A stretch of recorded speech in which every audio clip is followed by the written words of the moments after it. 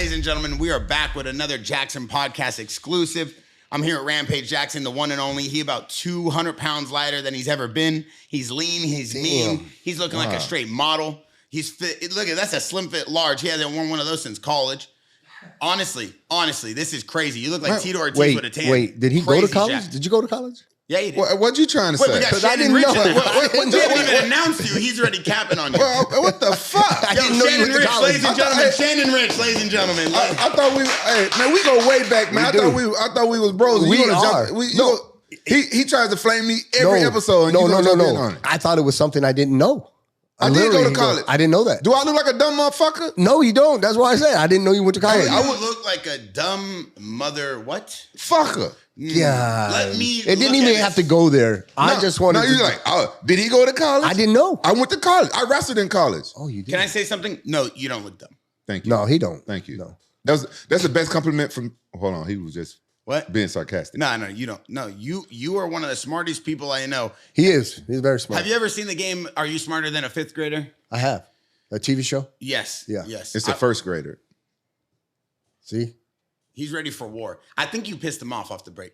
Yeah, because act like I ain't never went to college. Well, I didn't know. I didn't know you went to college. See, I'm more pissed off about that by him fucking talking about how fat I used to be. You looking good. You got in some shape since the last time I seen you. I did. I lost like 23 pounds. But actually, it was your trainer, Sean. Coach Sean Rez? Coach Sean Rez. Hey, man, he's a genius, bro. Hey, that guy told me he dialed in my diet and got me on the right proteins. And look at me, man. I'm down 23 pounds, looking good. That's good. Yeah, big shout out to Sean Rez. Yeah, he's the man. Yeah, he is the man. He got me to lose a lot of weight as well. What are you eating over there? How are you getting so healthy? I eat ass. My God, you see what I gotta do it? I see. How are we supposed to have an intelligent conversation when his primary food group is the backside of one of his chicks? I don't be eating no ass. Y'all know how I'm much joking. protein you get out of that? Out of one serving? I don't do the macros. I don't count the carbs I eat.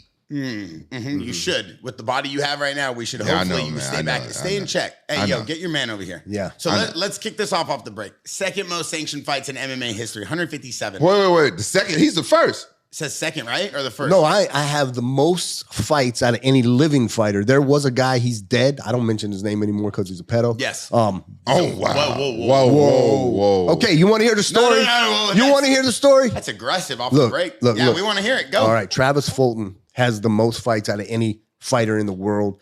Over 300 fights. But the guy died, convicted, or charged with being a pedophile. Can we say pedophile these days? I don't know. So I don't deal with that. Yeah. And so now I just say, hey, I have more MMA fights than any living fighter. And so out of all the fighters in the whole world living, how many more fights did he have of you? He had 300. I got like 237. Oh, so you still got enough time to I could catch it, but probably not. Father Time's already kicking your ass. Yeah, back in the day, we used to fight 3-4 times a night, so we can't do that now anymore. So. I mean, if we're talking about fights, though, I mean, you fought Travis, right? I did. I was actually his last fight. Yeah. So you killed Travis? No, I wish. I kicked him, broke his man. I broke his jaw. His jaw was like this. Mike Beltran was the referee, and Mike just looked at me. He's like, "Damn," because I kicked him in the face. His face got swollen like a big softball, and he just did this. I don't know if you ever heard of retard strength, but that guy. Really I don't remember what he looked like. I remember Travis Fulton. I don't remember what he looked like. He was like an old school fighter. He is, and he's just. So it is alleged that you're talking about, or this facts that he got convicted facts. And everything. Yeah, facts. He didn't get convicted because he killed himself in prison or in county jail. He hung himself. He got charged. They put him in jail, and he hung himself. Wow. That's I didn't know anything. Yeah, that's what happened. Yep. You also fought Sakuraba. You fought Dan Severn twice. Diego Sanchez. I mean, Jake Shields, Frank Shamrock in kickboxing, Antonio McKee. Dude, the list goes on and You on. fought Antonio McKee? I did. It was his first fight. How did that fight go? He took me down and beat me up. Oh, damn. Yeah. The one thing, though, all these fights, these are all losses, right? Yeah. Damn. How you going to come at my boy like that, man? No. I'm going to ask him a question. No. What? No, I'm saying it. No, I'm going to ask him a question. No, but why you literally is one of the only fighters I know that you'll fight 10 consecutive losses, get a win, then fight 10 more. Like, you never cared about your record? I didn't. It's not that I didn't care about. Why is he freaking out? I don't know. It's not that I didn't care about my record. It's just how I made a living. I was a professional MMA fighter, and so that's how I fought to make a living. I didn't have another job. Makes sense. And I didn't have big sponsors. So literally, I'll fight every single weekend, 2 or 3 times. It did not matter, and I did that for years. I mean, literally, I'll fight King of the Cage on Saturday, and then turn around fighting Mexico on Sunday, and then turn around and fight the next weekend. Would you say you was an MMA journeyman? Yeah. I got no problem saying that. Man, why you going to hold on? But I just want to go back to this. I want to go into that. No. But why you going to just come at him about all these was losses? Why it's hard? Like, hey, there's a lot of wins too. I got over 100 wins. Yeah, he has over 100. You got 100 wins? Over 100. Yeah. See, that's good. There's 3 guys in the world with 100 wins. I'm one of them. Why do you talk about that? Why you go? I am. But one thing people want to know is this guy has one of the most insane histories of fight. And if we are a fight podcast, let's dive into this. This guy, we talk about records all the time. Yeah. So let's be honest. I'm not an MMA expert. I just learned how to fight. Rampage hit me last weekend and broke my jaw. I have a broken rib. My orbital is fractured in my finger. I can't even type with my left hand. Thank the Lord I'm amphibious. I can write with both hands. Amphibious. So what is the word? Ambidextrous. There you go.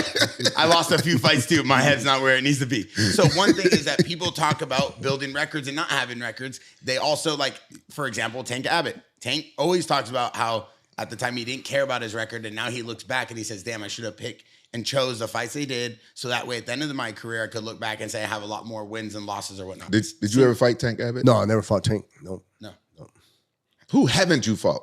You fought everybody. I didn't fight you. I never fought you. Yeah, no. But we fought the same with some of the same people. I tell you what, I remember my second fight in Japan. It was at a pro wrestling event, and me and him was on the same card. He was fighting pro wrestling, but pro wrestling in Japan is different from the pro wrestling here. It's like an MMA fight.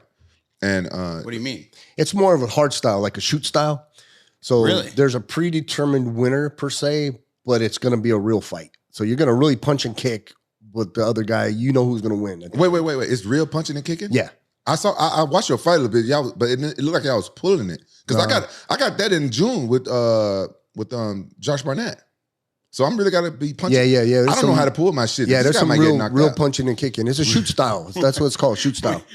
Wait. I thought it was like pro wrestling where it's It like, is, but you have one of these. Yeah, he's got a fight coming up in Japan. But it's a shoot style pro wrestling match. So I'm really gonna be punching and kicking. Yeah, really punching and kicking. But there's a predetermined winner. So obviously Josh Barnett's probably already gotten with you and said you're either winning or losing. Or it's gonna be a disqualification, or there's gonna be something, I'm sure. So it's a fixed fight? Can I bet on you if I know you're going to win? No. It's pro wrestling. It's pro wrestling. It is pro wrestling. Okay. It's entertainment. But can I bet? Sports entertainment. I don't know. I don't think you can bet. Not sports that. entertainment. Like if I know he's going to win, can I go bet on him? No. You should think I'm gonna win every time I get in there from here on out. Yeah. What if I'm fighting older guys? But I'm gonna tell you, this is how me and him got cool. I don't know if you guys remember, but a couple of my fights, I wore those American flag shorts. Yeah. And I got them from him. He gave me the Muay Thai shorts. No way. I was the Apollo Creed and he was the Rocky Balboa. I gave him my red, white, and blue shorts. He's in there and he goes, I can't find my shorts. Somebody stole my shorts. And so I was like, hey, Quentin, here, you can wear mine. And I gave him my red, white, and blue shorts. And he got famous in them. Yeah. They made a toy. They made a toy with me. Yeah. I won for a couple fights. Then somebody stole those. Yeah. Wait, where was this? In Japan. Yeah, in Japan. So you were about to fight and you couldn't find your shorts? Yeah, he didn't have Are shorts. you crazy? I don't know. Sometimes I forget shit. Then I say people stole it. How do you, that's like going to a fight. Dude, I forgot my shoes and my gloves. That's not even close, man. I was in a fight one time cornering a famous guy actually into UFC, Mr. Tito Ortiz. And he forgot his cup.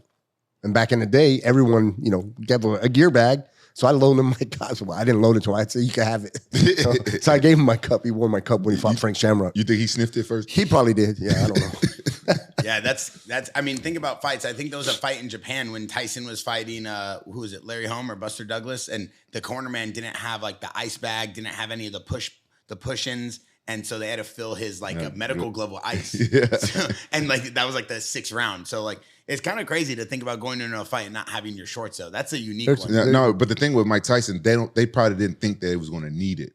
Yeah. Oh, got it. They that fight with Mike Tyson, word around the campfire is that he thought he was just going to walk through Buster Douglas and they beat him in 30 seconds and it'd be over. Yeah, they didn't rate him, so they didn't think he needed all that.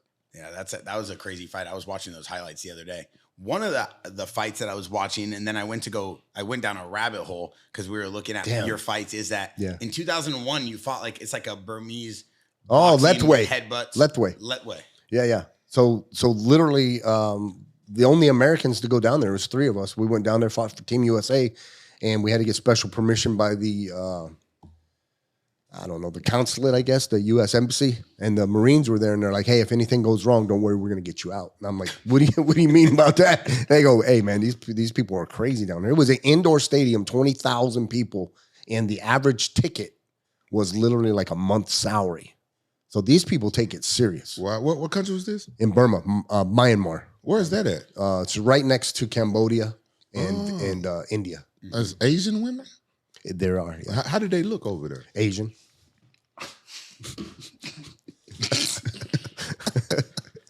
Were you married back then already? No. Okay. No. Did you date an Asian woman before you got married? I've never dated an Asian woman. What is wrong with you? No. Never? I like Americans. Wow. Hispanic and Americans No, are you're the missing prettiest, out. You're prettiest to missing me. Yeah, well, he's like Captain America. He's very patriotic. Yeah, and stuff. I'm You got to respect that. patriotic. Yeah. Are you really? I am. Yeah. What brings out that in you? Just raised that way, all American, being, I don't know, former military, just instilled in me. What branch you was in? I was in the Army, 4th ID, 4th Infantry Division. I see the Knights Crusaders right there. Oh yeah, big time Knights Crusader guy. I love it. So are you Catholic? No, I'm not Catholic, but I'm a Christian. Yeah. Definitely. But like Templar Knights are everything to me, man. I think they're really cool. They have a lot of history. Those guys, they did a lot of stuff. With the banks. They were the first banks. Correct. Yeah. Mm-hmm. Yep. Yeah. See, I went to college. I studied Western Humanities. He's gonna come back to that. Fuck yeah. I studied Western Humanities. Yeah. And I made straight B's. Straight B's. I like it. Yeah, I was really smart in college. And you wrestled. And I wrestled. I sucked at wrestling in college though. I could see that the history between you guys is pretty long. Oh yeah, we go. So way back. I knew Quentin when he was first starting out, and I think the first time I met him, it was the King of the Cage fight, and then I was fighting in King of the Cage, and then somehow we ended up in Japan together, and it was like, hey, I know Quentin, so we hung out, and it was good times. Did you fight Sakuraba after me or before me? Before you, yeah, I fought Pride 11, main event Pride 11. Wow, did you beat him? No, he beat me again. I lost. How guys got to keep talking about all the losses. No. Let's talk about some of the wins. You invite a guest, and all you want to keep doing is talking about the fights that he lost. Exactly. If you would like me to start talking about the fights that he won, you just tag me when you want me to. Right. That's no way to treat a guest. Listen, I don't remember. I remember his fight with Sakuraba. I remember seeing clips of it. So let me tell you about that fight because a lot of people don't know. And just so they know, before you go, that he did fight Pride main event against Sakuraba. Which so main event. Yeah, let's just say main event. Yeah.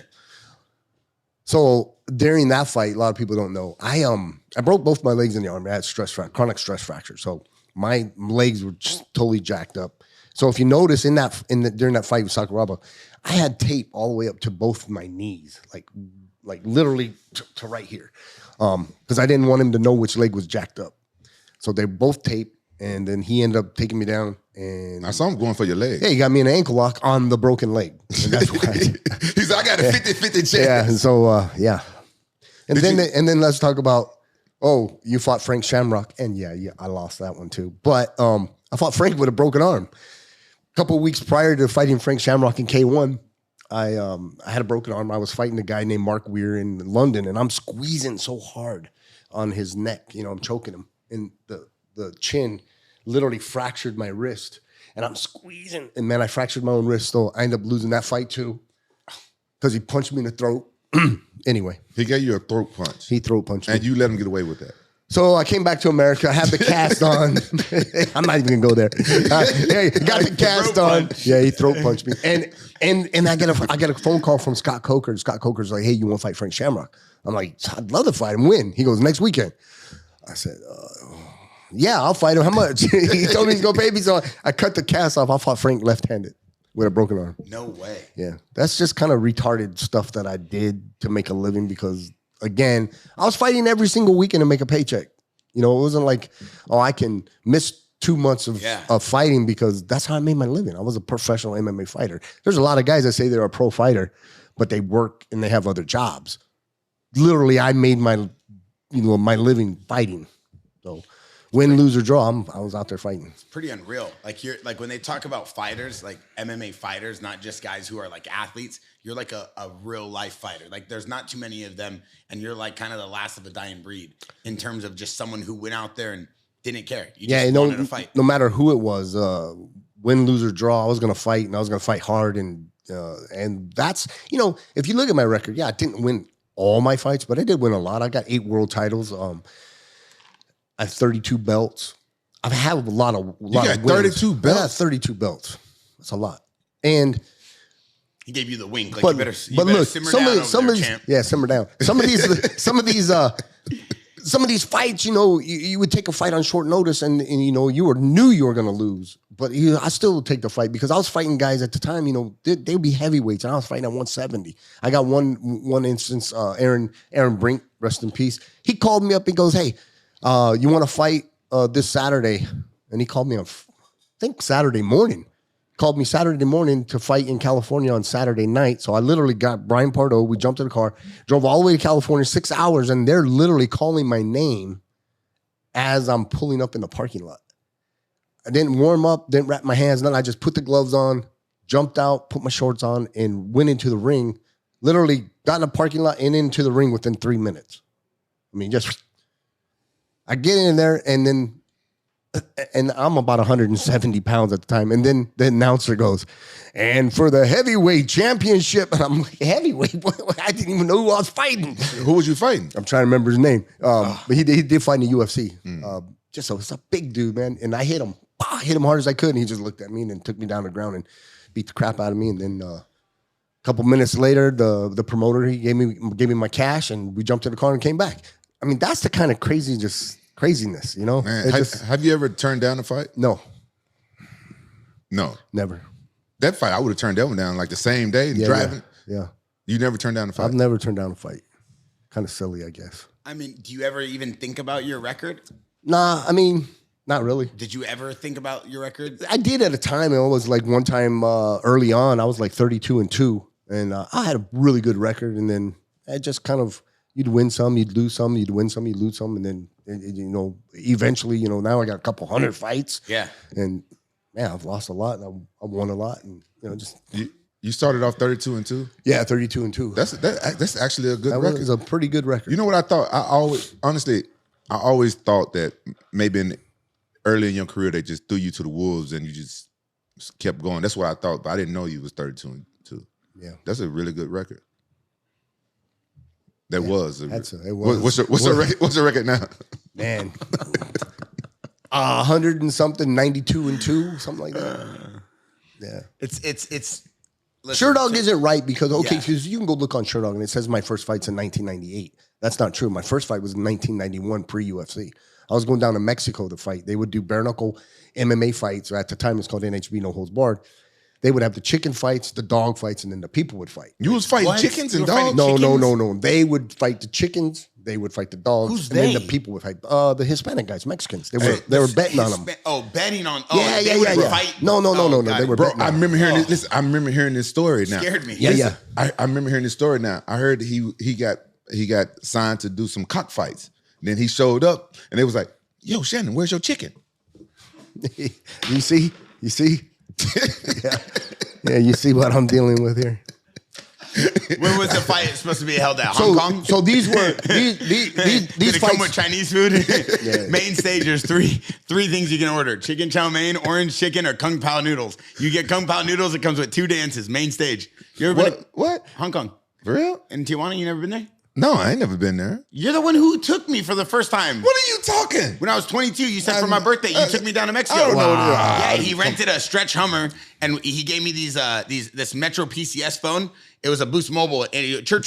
He's like, yeah, just chirp me when you want me to come back in. Man, he full of cap. No, because remember back then you had the sponsor, the chirp. Yeah, I had Boost Mobile. I remember those chirps. And you brought me those like Rule looking Timberland boots. What were they? Lugs? Uggs? What were they? Uggs. Uggs, yeah. No, it wasn't no fucking Uggs. Yeah, it was Uggs. lugs. Oh, lugs or Uggs? It was lugs. I ain't never been sponsored by Uggs. I remember that. It was crazy. Man, full of shit. We wore camouflage shorts. Oh, yeah. And when we walked in, he said, everybody, when we walk in, you got to go, oh. You don't believe that shit, do you? A little bit. Oh, wow. It was A little bit. A little bit. Let's get back to A little this. bit. So No, I was fighting in Mexico and You was at the fighting Plaza de Toros, and they would have Yeah. these fights, man. The people would bet on the chickens, they'd bet on the people. I mean, the dogs, and then the people would fight. By the time the people would come out and fight, man, they were drunk, and they would just literally be like, "Hey, who wants to fight the Gringo?" And they would just pull people out, and then make $500. No way. For real. Yeah, and at the time, I mean, I was a wrestler. I didn't know anything else except double leg rear choke. And that's how I was winning all my fights. Yeah, so you have a lot more fights than what Sure Dog said. So 100%. I started fighting in 91. So some of your fights wasn't sanctioned. Tons of my fights weren't sanctioned. So you had to take Tons. blood. You had to take blood tests for all these fights. No, not those. God damn it! Why? I couldn't do that. I couldn't fight without a blood test. You crazy? Now I know you crazy. What do you mean? What can you fight without? You got to take when we fight. You got to take a blood test. Well, yeah, sanctioned fights now. You got to take What do you mean? HIV, hepatitis A, B, and C, and all that. What's that matter to you? I could be knocking somebody out or cutting them up, and they got AIDS or something, or they got hepatitis. wow. I don't, Yeah. I'm a germ freak. I'm I'm a big germ freak. that. Wait, hold on. Time out. In all seriousness, I have never even thought to myself, fighting someone who bleeds on me. Yeah. Wow. I have never even So put imagine- two and two together. Hey, imagine you elbow somebody in the face and they're cut, right? Now they get mount and they're dripping blood into All in your face, all in your mouth. in your eye, in your mouth, Wow. nose. That's why most of my fights I try not to make my opponents bleed. Oh, is that right? I'm a germ freak. I very rarely do elbows. You guys didn't notice that? That is I so love the crazy to me, slams. because You ain't bleeding them. You ain't making them bleed when they slam. Yeah, I love the slam. I've never put two and two together like that. Whenever you say I could never do it without blood testing or testing, I thought you meant because you don't want to fight dudes that are on steroids. And in all seriousness, I never really understood why you said that. Yeah, until not- now. not- yeah, HIV, drugs. hepatitis A, B, and C, though. I mean, those are big ones crazy. right there. Yeah. So you fought over 100 different athletes for sure, hands down. Hundreds. Some of them Yeah, you yeah. fought twice. Couple, but yeah. who do you think is some of the best talent you've ever fought? Name me off a few of these guys. Michael Buell, USWSF lightweight world champion. At the time, he was fighting in the USWSF. He was the first guy to go to Abu Dhabi. He went to Japan. He fought Rumina Sato in Shudo. I beat him in a Super Brawl. Is this in the 80s? No, 90s. 2000. No, that was in the 90s, I think. He was a tough son of a bitch, man. Wow. So Michael Buell was super, super tough. Man, I fought handfuls of guys that were just tough. Sakuraba in his prime. You fought him in his prime. I did. How good was he? He was awesome, man. You know, he didn't feel super strong, but man, he was slick. You know what I mean? Technique. He was technical. Second to none, bro. Yeah, man. He tried to do something on him, and he just fluid. Did you know at the time he was a chain smoker? Man, somebody told me that, and then before my fight, they say he was out there drinking and smoking. He was a chain. Sakuraba is a chain smoker, bro. I did a movie with him after we fought, and we had to take a fucking smoke break every 5 minutes. every 5 minutes on the dot. And he go out there, smoke, come back, smell like fucking ashtray. Wow. Wait, what do you mean he was drinking before your fight? That's what I was told. They said he was drinking and smoking. Do you believe that? I believe it. I believe it. Look, this is the thing. You remember who did he fight? Horace Gracie? You know why they didn't have no time limits, right? He wore a diaper to the ring. Who? Sakuraba. Stop cutting me off, nigga, before I fuck you up. No. You know why they did we'll go back time limit? Yeah. Do you know why? Why?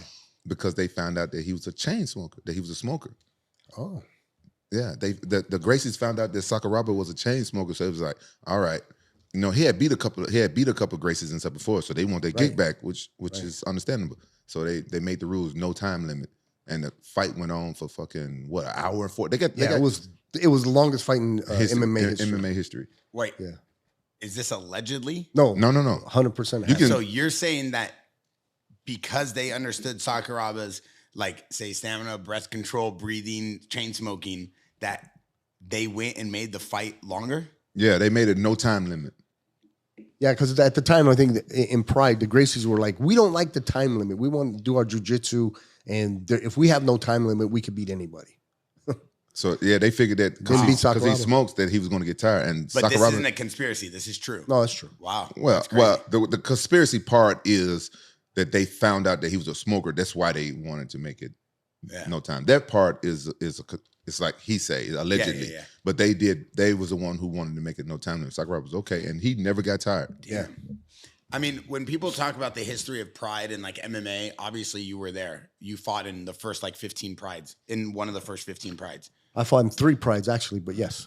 Yeah, but the first 15. Yeah, first 15. Yeah, they said that the first 3 were like completely different in terms of like the stadium, the audience, the way they were operating as a company, and then 4 through 8 was like a different. And then so that first 15 is kind of like the history of Pride, and then it goes into this genre. Explain to me how you even got into Pride, and then talk to me about the environment. The way I got into Pride was I have a really good dear friend, Don the Predator Fry. Okay. And at the time when I was living, I had just got out of the Army, and I was in, I still had the broken legs. I started doing my own fight promotion, and I had a guy by the name of Fujita come over, and he fought for me under the assumed... Fujita fought for you? Yeah. He came under the assumed name of Saito, and Don Fry's like, hey kid, do me a favor.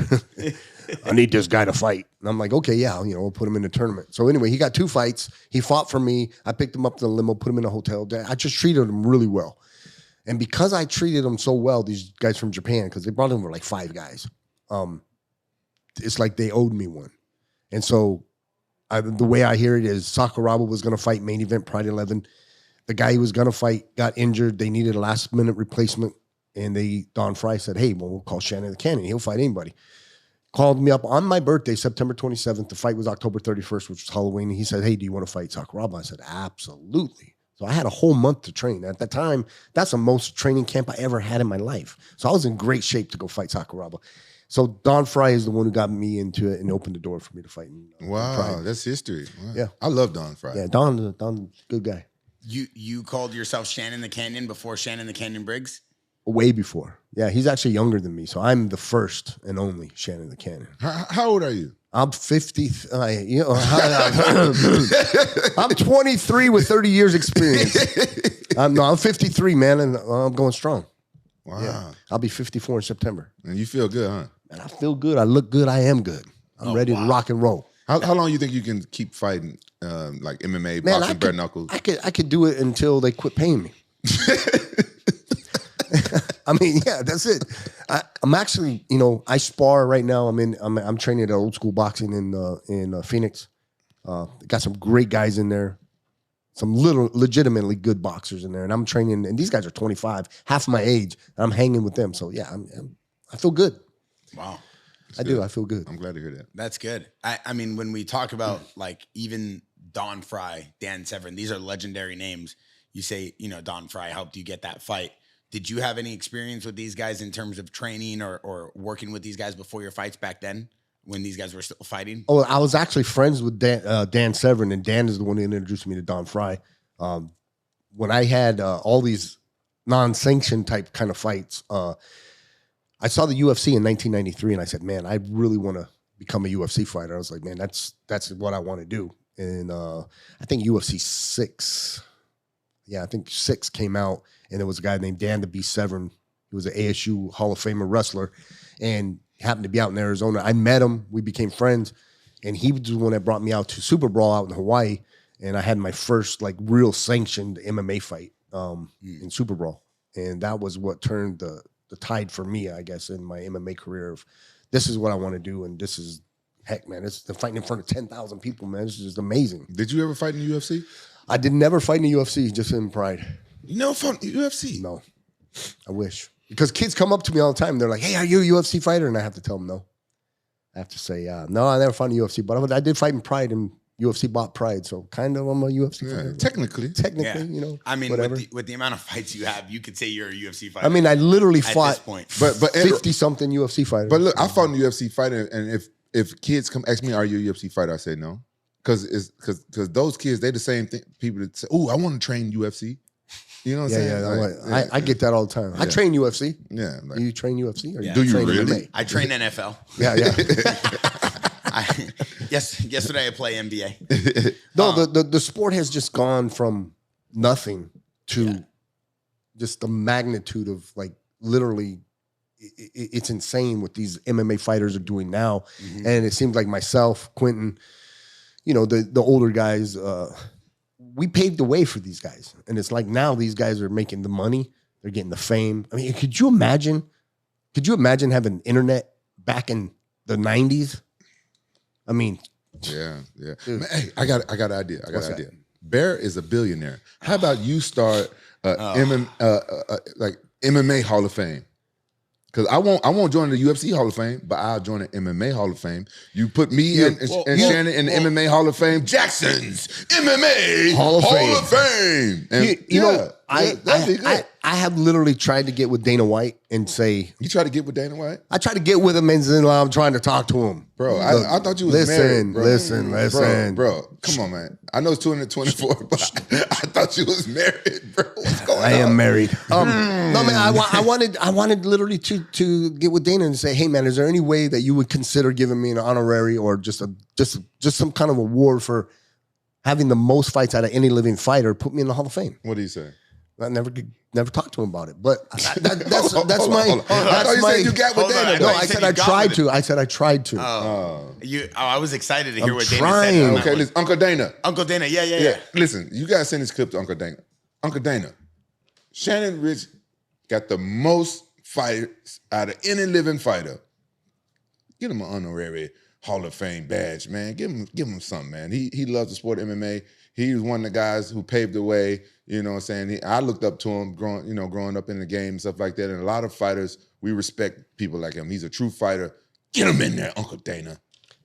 Wow. That's what we need. So when we talk about bare knuckle fighting, a lot of people don't understand this, but you have a belt in bare knuckle fighting. You went and fought in bare knuckle, BKFC, which is currently the biggest bare knuckle fight organization. Yep, number 4. Mike Perry's taken over. Yep. And you went and already won a belt. Yeah. In 2020? Yeah. That's like 2-3 years ago. Yeah. You got to be like one of the oldest people to ever win a championship belt. Probably. By far.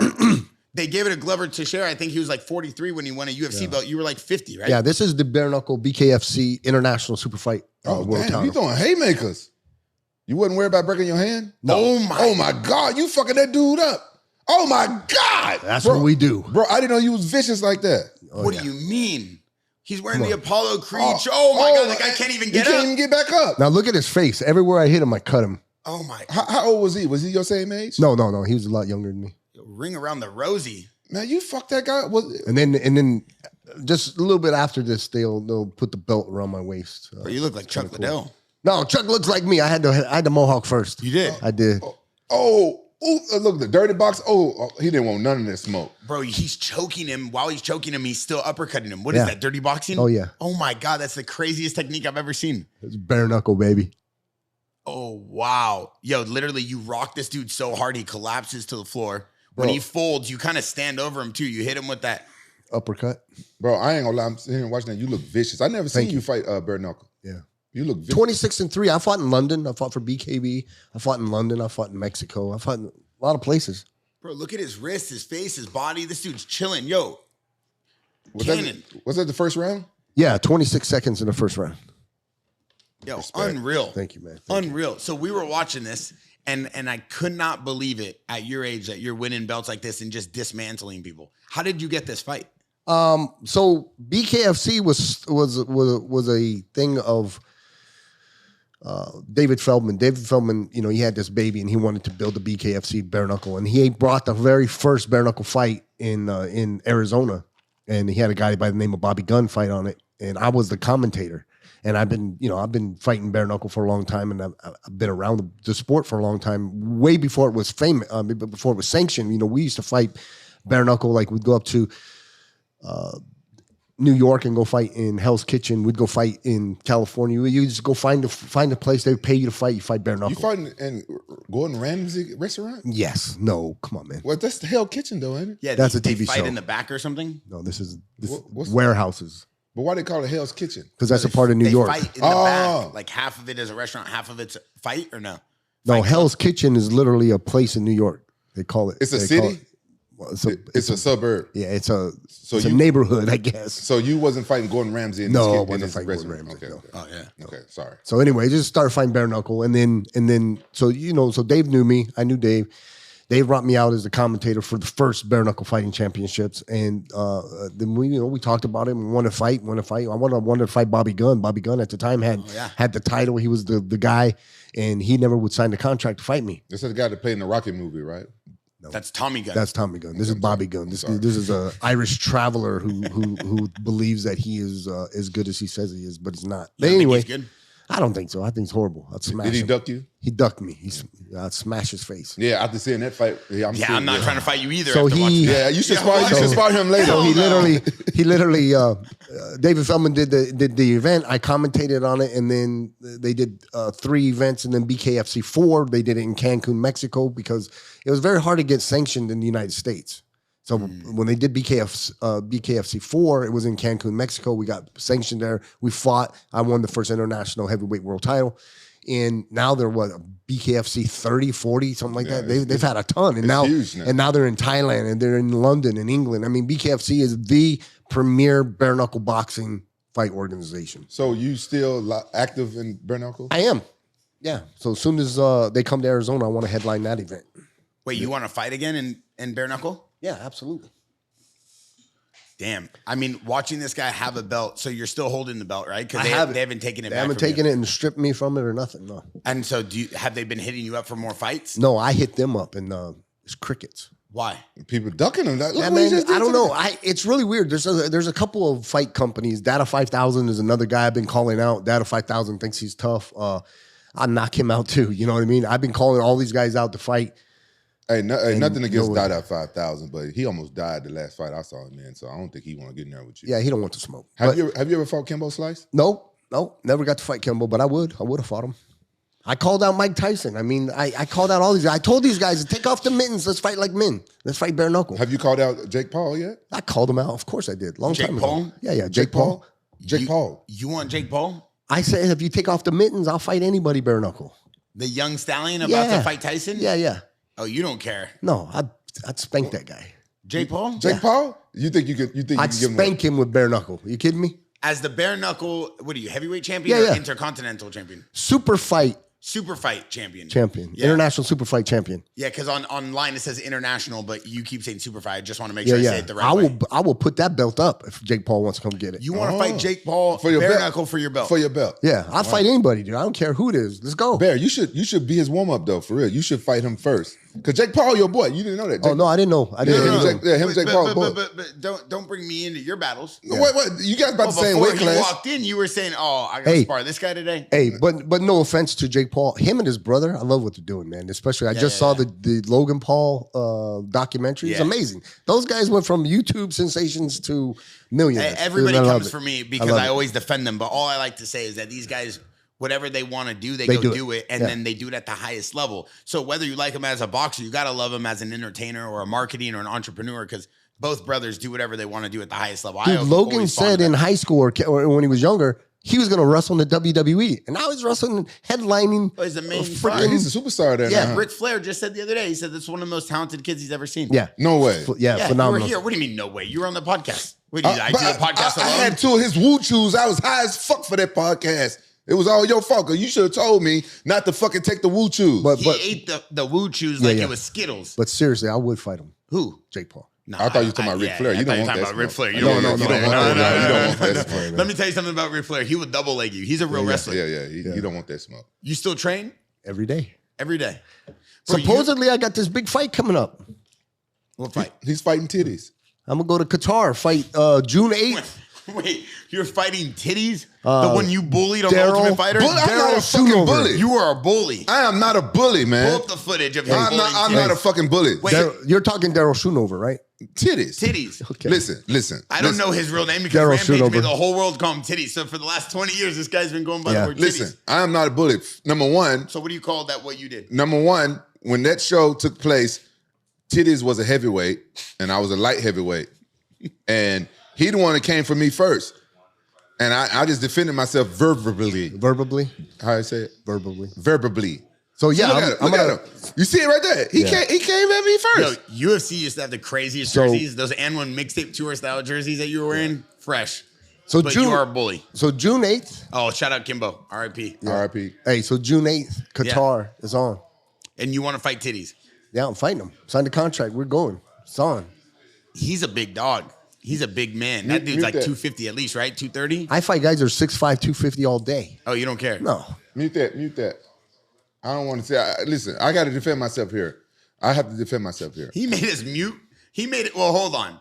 Because this podcast is going all over the boards. You made us mute what you already did so then you could defend yourself so we can't hear you being a bully. What's the matter with you? Like, we don't know what you're doing or what. We've watched it 7,000 times. I got branded a bully because somebody was making fun of me.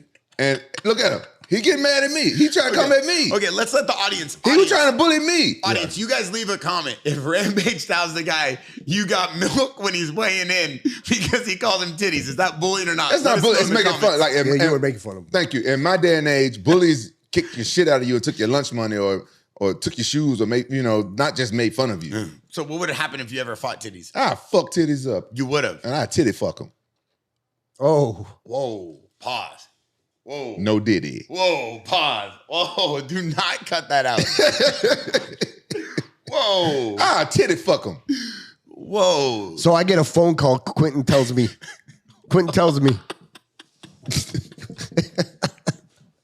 So I get a phone call. Quentin tells me, "Hey, I got this event in Qatar. Do you want to fight Daryl Schoonover?" Yeah. He said, I can't fight him because I'm fighting somebody else in the main event, but I would like you to beat him up. I said, yeah, I'm down.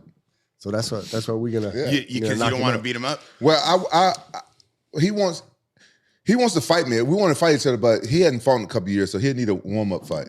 Hey, in the middle of the podcast, I've never done this. I'm recording. What up, my G? Hey, thanks for coming on. Man, but I gotta show what's going on here.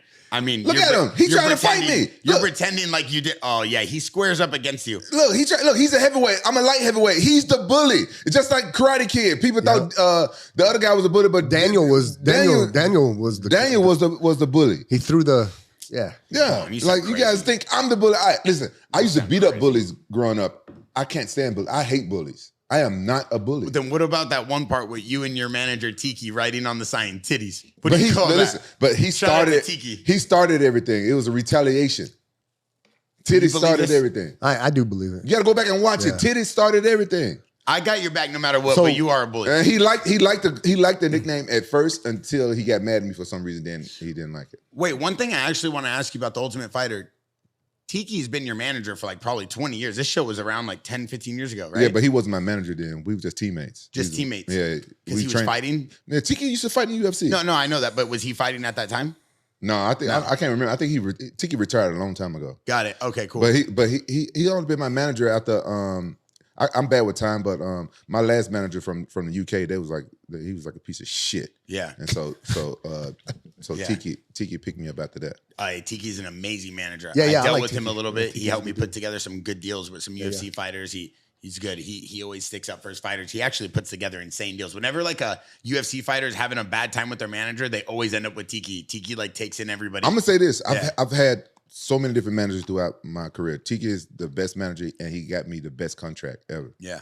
I think it's important to have good managers. Did you ever have a good manager?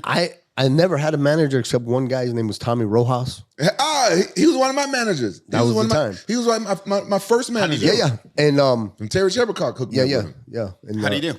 He did good for what he did. He did one fight with me, and then we went separate ways. I'm gonna tell you something. He was a good guy. He was a good guy. Yeah, He's Tommy a good Rojas guy. was a good guy. Tommy Rojas is a good guy. That's crazy. I mean, having a manager that knows the game and has been around a long time, like I can assume Tiki now can get anybody the best deals because he's like best friends with Dana White. Back then, did you have to have like a good manager to get fights, or you just needed a friend? I didn't have any management. I managed myself. So you just took the money? You didn't ever negotiate? No, never. Yeah, more or less. They just offer you money. Yeah, they offer you they always offer you 50% less than what they're willing to pay. Absolutely, yeah. You just said fuck it. Dude, Monty Cox would call me up and say, like on Wednesday, and say, "Hey, can you be out here in I lived in Arizona. Right. Can you be out here in Iowa on Friday for weigh-ins and then fight on Saturday?" And I said, "Yeah." And I drive all the way out there. You didn't know how much you was getting paid. Maybe make $500, maybe. You would drive there for $500? Yeah. You talking about the 80s? Yeah. The money was better back then. Man, it was better back then.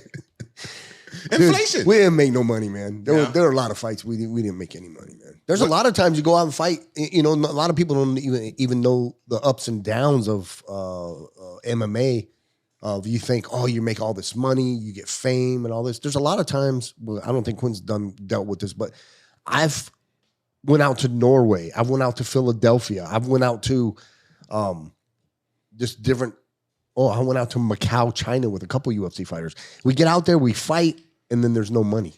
The promoter splits with the money. So literally left everybody just hanging. How many people have you ever killed? Handful? Handful that we can't talk about on camera, but enough. Bro, that's shady. So what do they do? They just leave the event? Yeah, just like we went out one time when we were with Don Fry and Fabiano Iha, I believe, was out there. And we went to Puerto Rico. We're going to fight in this big baseball stadium. We gets us all the way out there. We're getting ready to fight. The event is getting ready to start. And the people are starting to come. And the promoter fakes a heart attack and leaves. The fight doesn't happen. No one gets paid. And we're just stuck in his Why do you baseball think he did stadium. that? Was the tickets not selling? Yeah. I think it's the tickets didn't sell. Yeah. You know who else was out there? God dang it. What's his name? Rico Rodriguez. Rico Oh, Rodriguez. Yeah. Rico was out We there. got to have him on here. He got a lot of stories. We got to have him Rico on. has some crazy stories. He got some crazy stories. There's a video with him and Vin Diesel and like Joe Rogan at a UFC. Oh, yeah. And Joe Rogan asked Vin Diesel like, "Hey, who do you think's gonna win this fight?" And Joe Rogan's like, "Yeah," and Vin Diesel's like, "Yeah. I'm here with my boy Rico Rodriguez. He'll tell you who's gonna win." Like you could tell, like he didn't even know. Yeah. Hey, pull up that Vin I Diesel. saw clip. that. I saw that video. It's like Yeah, one of yeah. the funniest clips I've ever watched. In terms of fighting and the ups and downs of MMA, where do you think the sport?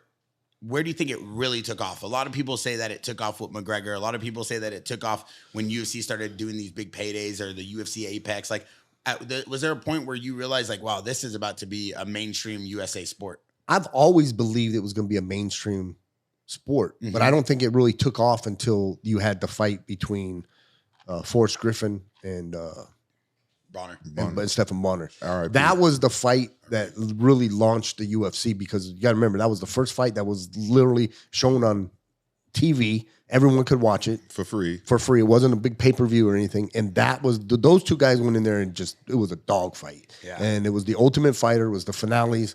And those guys, I think, launched, or I think could even say they saved the UFC. So with your fighting experience, and do you really think Forrest won that fight, or you think Stephan Bonner won that fight? Do you think that the decision went to where it should have went?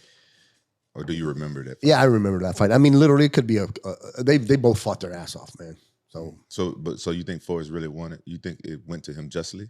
yeah, I think so. I disagree with you. Okay, well, it happens. Do you ever think about getting into refereeing or judging? And I thought about it at a time, but I'm a fighter, man, and that's not my forte. I'm talking about when you finally hang it up.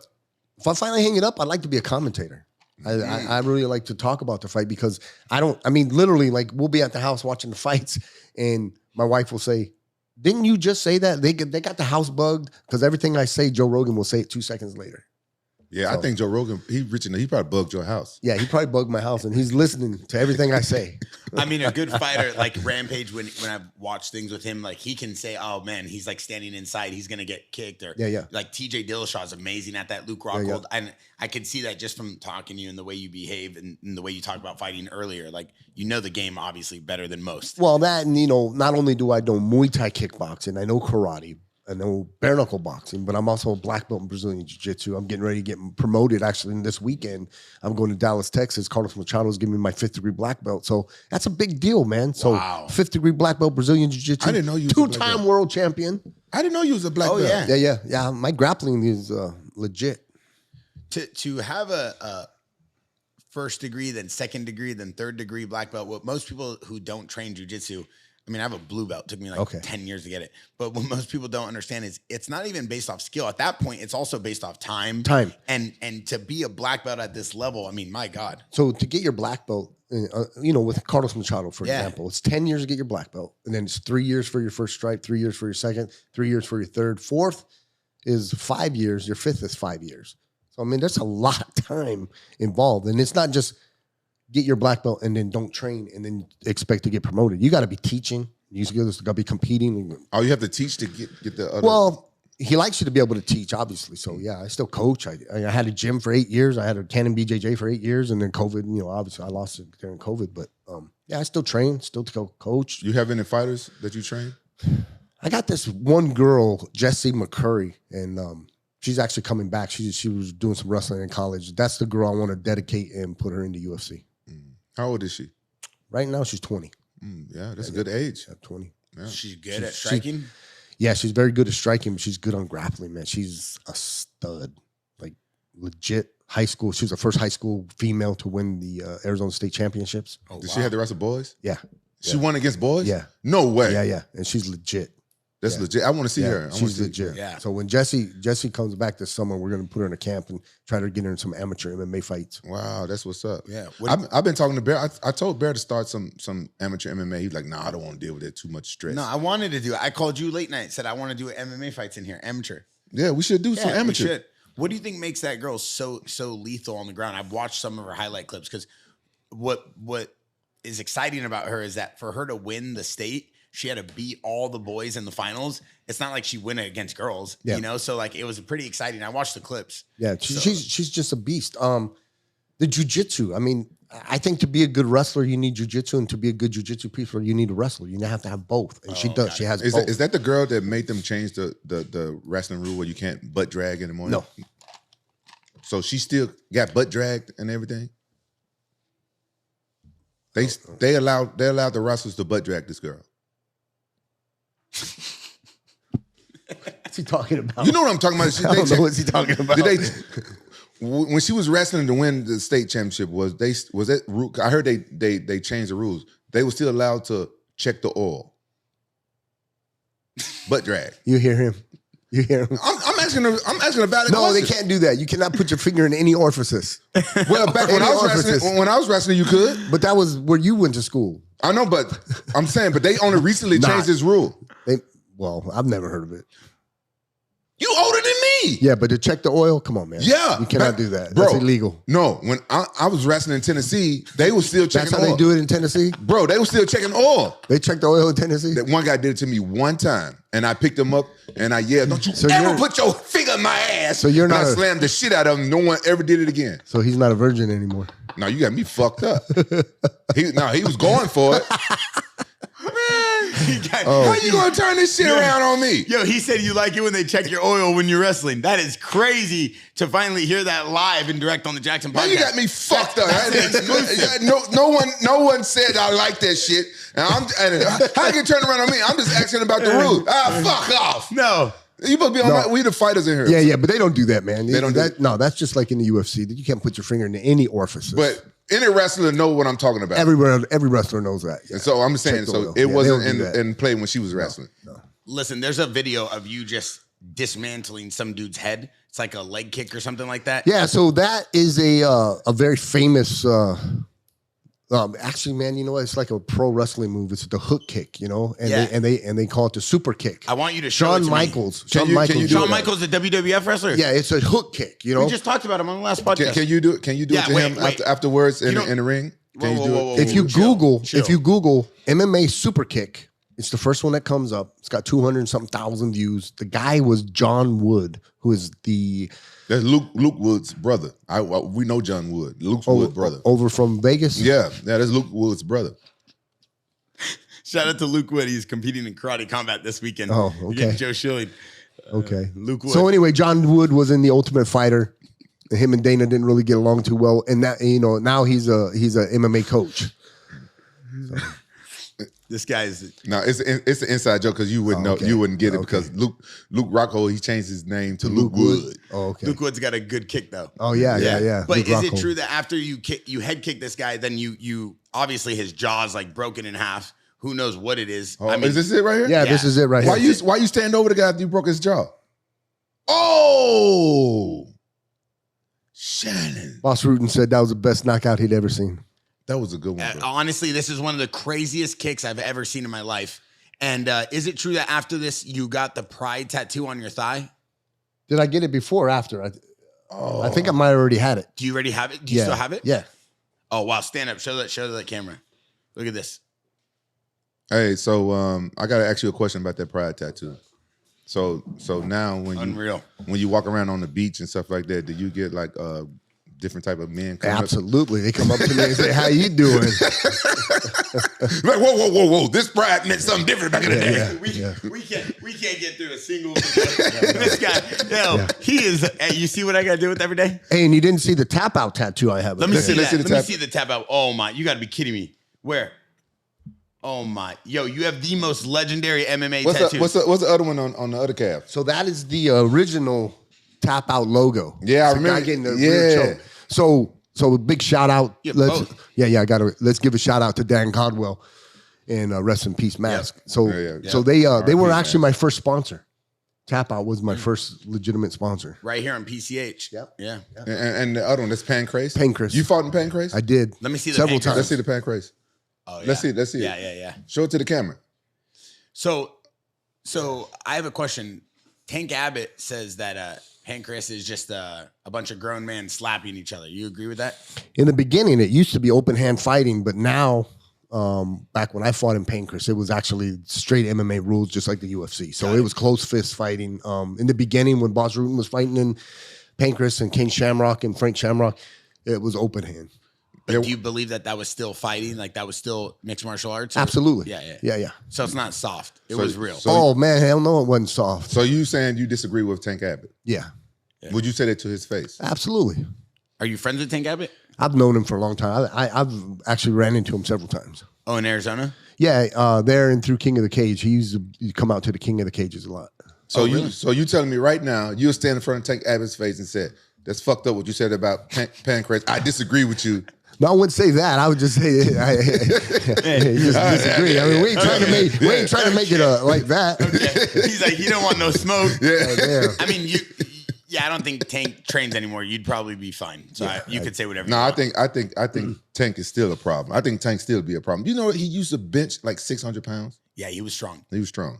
But this guy, have you ever been this 600 guy has pounds? not missed a day at the gym. Look at him. Case. Look at him. Has he missed a day at the gym? Look at this guy. Yo, when you walked in, I'm not even kidding you. I was like, wow, this guy's I thought you photoshopped your photos. Hey, that's an insult, bro. That's an insult. I'm being honest. No, that's an insult. Hey, listen. We all saw your age.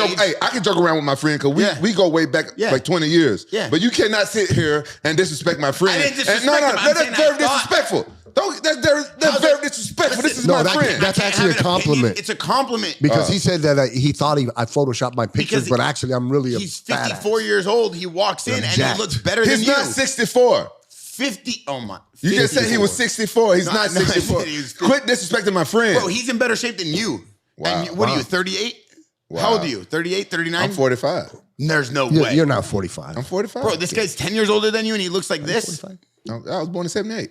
Oh, you better start running. That's a problem. Then we have a major problem here. And this needs to be solved today. Now, listen. Now he trying to listen. No more short ribs. Yeah, no more short ribs. Hey, you heard him? No more short ribs. I love this guy.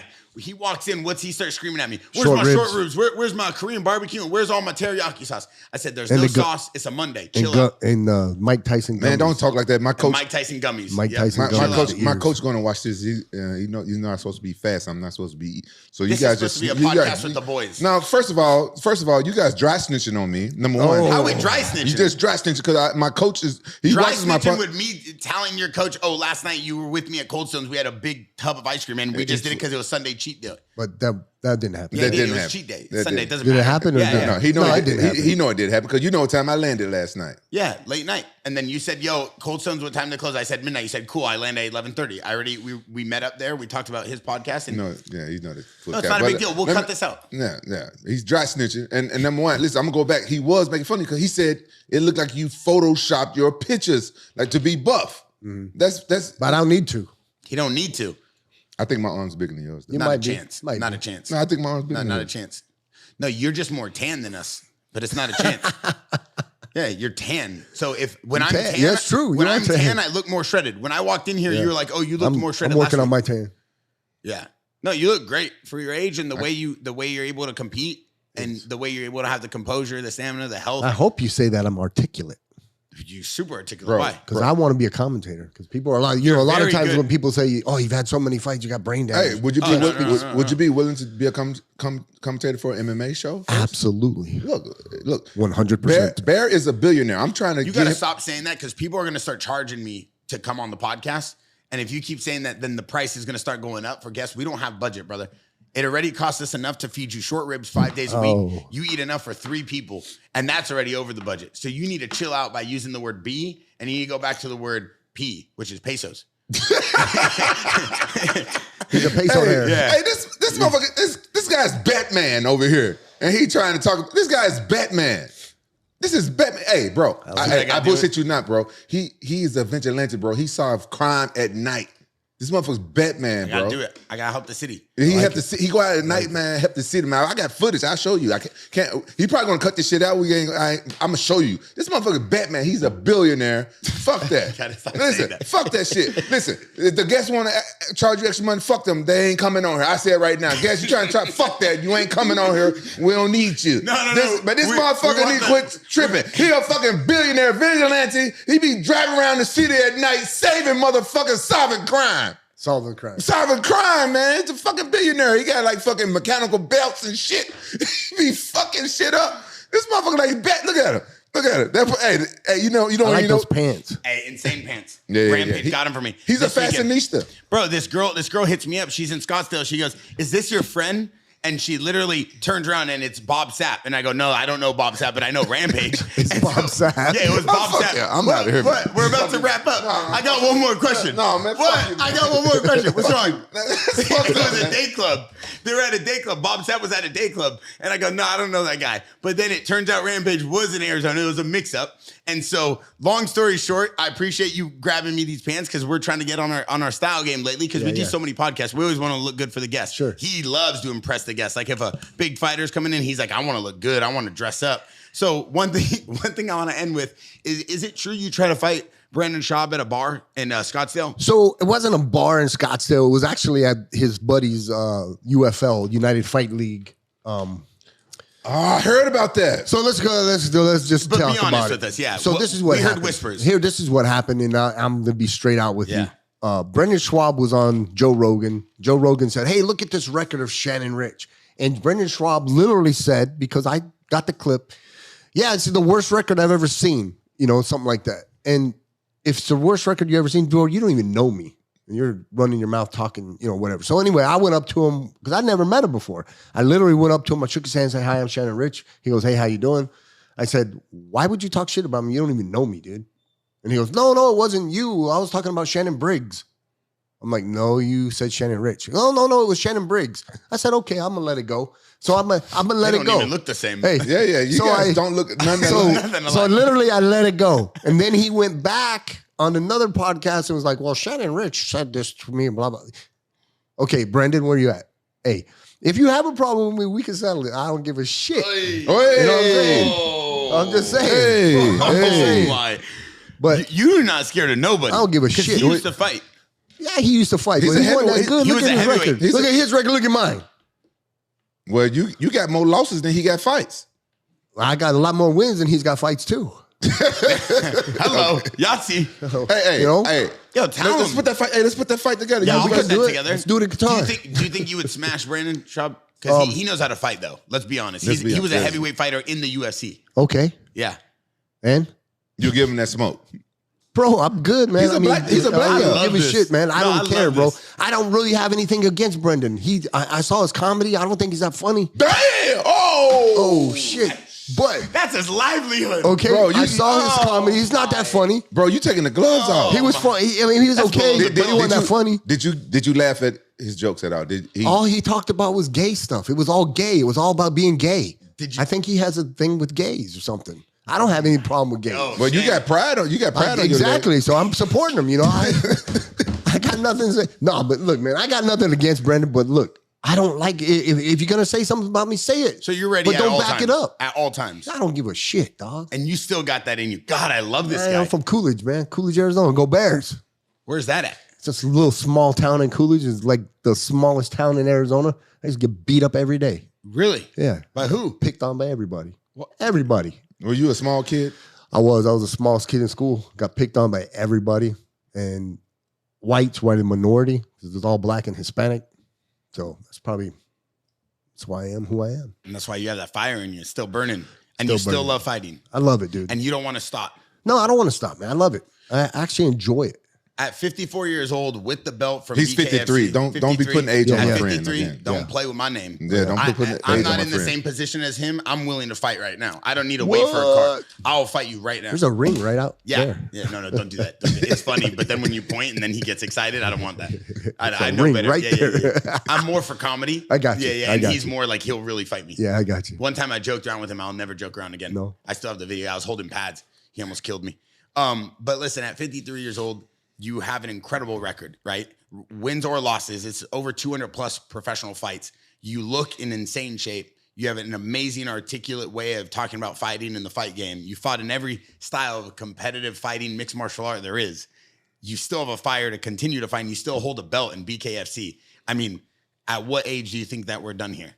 Again, when they stop paying me, man, I'm in it to win it, man. I'm here. Incredible. You know, I'm ready to go. I just love it. Would you do that karate comeback stuff? I would do it. I just went and watched. I was with Michael Jai White, and we were down there watching Pettis and Henderson. That was a good fight. It was a great fight, man. Yeah. I love that. Yeah, I would like to see you do that same kick you just destroyed that guy. Yeah, hook kick. The hook One of kick. my favorite kicks. Thank you. By the way. And I have watched that kick years ago or 2-3 years ago when it was uploaded. Yeah. It was uploaded twice because it got taken down. Yeah. And me and the guys were talking about, we were like, there's no way that's him. Because then when Rampage was like, hey, we're going to bring on Shannon, me and you talk on DM. Yeah. And I was like, dude, there's no way. You slid in my friend's DM? No, we talked. No, all I the did. time. I slid in his because I asked him for a JAXXON shirt, and he was kind enough to actually send me a really nice JAXXON for real? shirt. You sent them some stuff? Yeah, he This did. was up, So man. big shout out to Bear for doing that, man. Hey, listen, some things aren't needed to be said. You got to take care of people. That's the problem in America. And I will say this right now. If you're going to take care of someone, do it for the culture, not for the clout.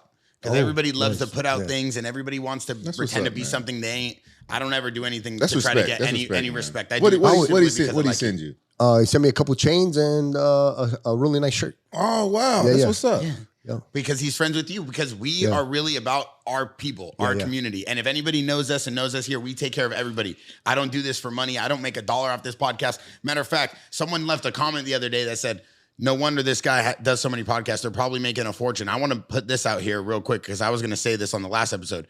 For everybody that thinks that we're making a fortune here at JAXXON on these podcasts and we're doing this because we're trying to make money off fighting. First of all, Rampage is the first one to tell you he wouldn't do this because Rampage don't do anything he don't believe in. We do this strictly because we love the culture of mixed martial arts, every form of competitive fighting. I personally loved it. I've been with Rampage for 10 plus years.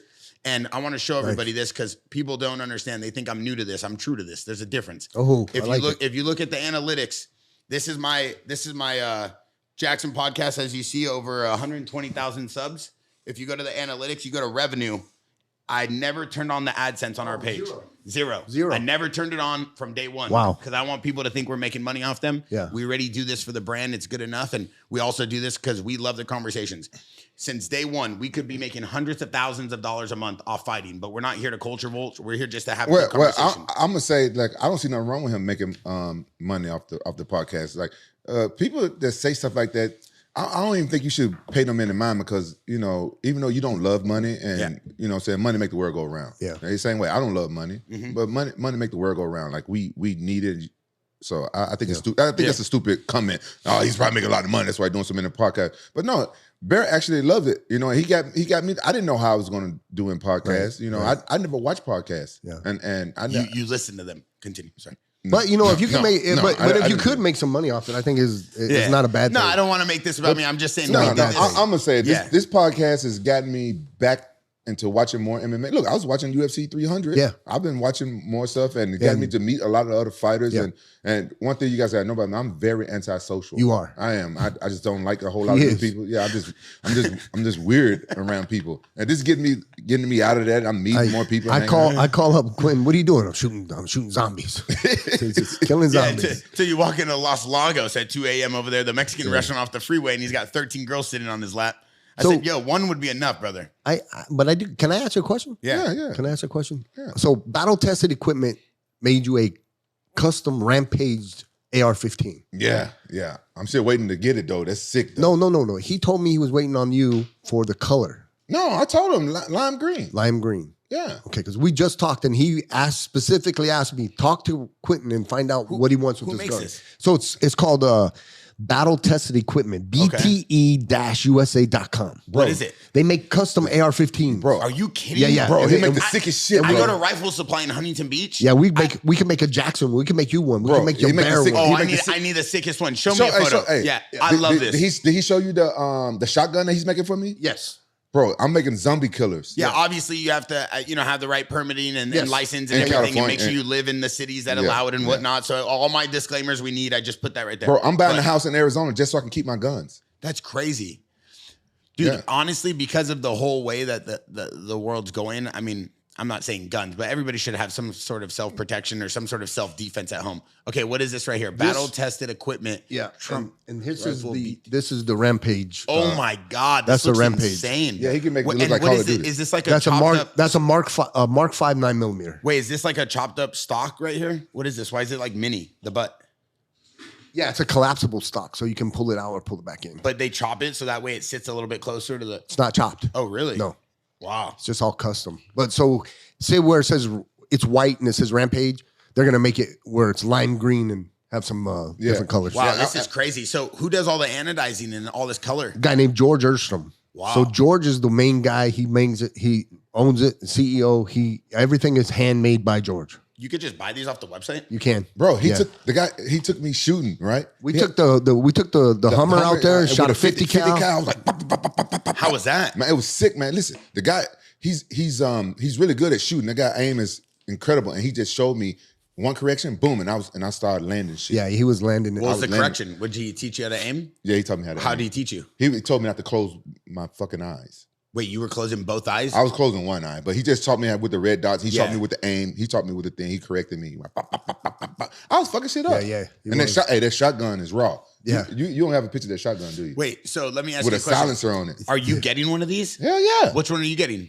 He showed the Mark 5 9mm. Oh, the that one I just showed you. me? Yeah, And the His? shotgun. And the Oh, shotgun. you made that for him? Yeah. Oh, wow. And I didn't make it. George made it. What's the name of that shotgun? You remember?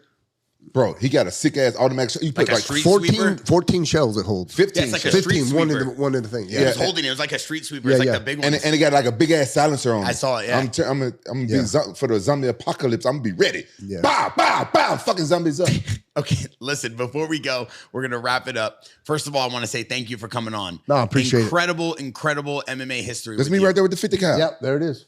No way. Yeah. On a Hummer, bro. Now we've got 4 Hummers and now 2 are completely like this one. Wait, It's do you have a awesome. business that does this? That they do. So it. George's BT battle tested equipment, he makes up armored for Hummers. So people that are Hummer enthusiasts, they can up armor their Hummers. Like he creates the mounts, the sig mounts. yeah, on the yeah, top? he has Wow. everything. And he put the armor on the Hummer as Yeah. well. Like It's all bulletproof. And you have one of these? We have 2.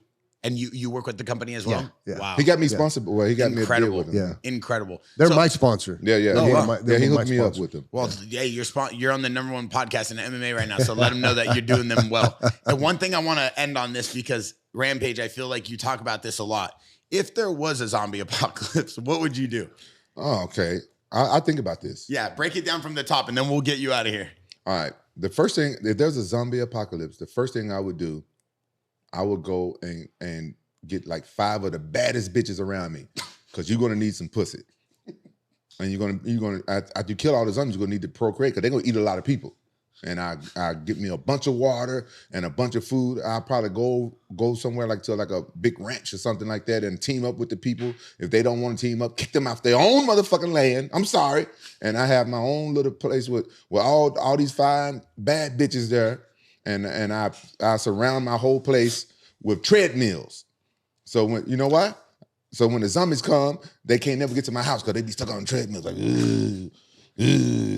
and I have all those 5 women. I teach them all the different trades and stuff, like how to cook my favorite food and stuff like that. And I make them wear like little skimpy stuff. But I'm saying, look, I'm gonna keep you safe, bitch. I'm gonna keep you safe. I'm gonna keep you safe. And they, and I bring some of my closest friends and stuff like that. But I let them know you can't fuck none of my 5 bitches. All right, and that's the first thing I would do. And then I would get all the guns and ammo and I get like quiet stuff like silencers, and I get like, you know, like bow and arrows. Then I just start training, get a bunch of spears, like long spears and knives. And yeah, because you don't want to make What are noise. you gonna do with a bow and arrow, dude?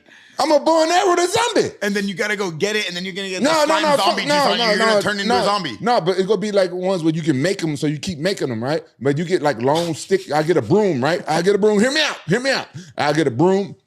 I'll cut the little part off the broom, and I take a knife on the end of that motherfucker. So when the zombies saying that, spear, yeah, like a spear. I become a spear shucker, and I'll be shucking them spears in them zombies, and I keep them zombies away because you got to be quiet sometimes because you don't want to bring, you know, you make that noise, the other zombies will come by, right? And I go get a bunch of grenades and stuff. And when there's a whole bunch of zombies, there's a horde coming, I have all that ready. I get like a couple of bazookas, and I ask battle test if I could borrow one of their Hummers for a little bit. And I'd be set. He does think about this. Yeah. Let's think about this.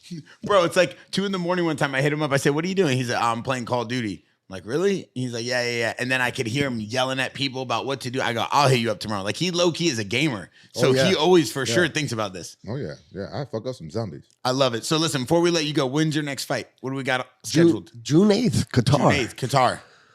All right. I love it. He's on the card. I love it. Yeah. And you're going to be doing straight boxing. Yeah, straight against boxing. titties. Against Daryl Schoonover. Okay, but let's make sure we put him in his place because he's been talking a lot about Rampage for years. Oh, it's on, man. Okay. You're defending all of us, like the Knights Templars, like the guys who ran around crusading for 2,000 years. Are you related? Are you related to them? Are they part of your family?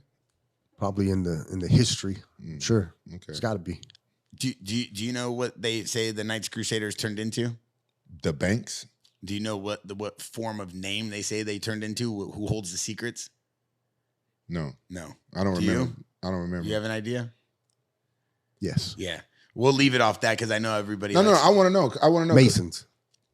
They say the that Freemasons? the Freemasons hold the treasures and the secrets of the world, and then because there's multiple levels to the Freemasons. 33rd. Yeah, and that's why if you ever watch like the Nicolas Cage National Treasure, they talk about the rings and the secrets because they do feel that during the time where the Crusaders were running around the world, they were running around the world for the Holy Grail, which could have been the shroud or the cup, but also the riches of the world, which were vanished and gone. But then the Scottish Free Rite Masonries, which are a small segment that ended up in Scotland, which people don't understand. It actually comes from Scotland.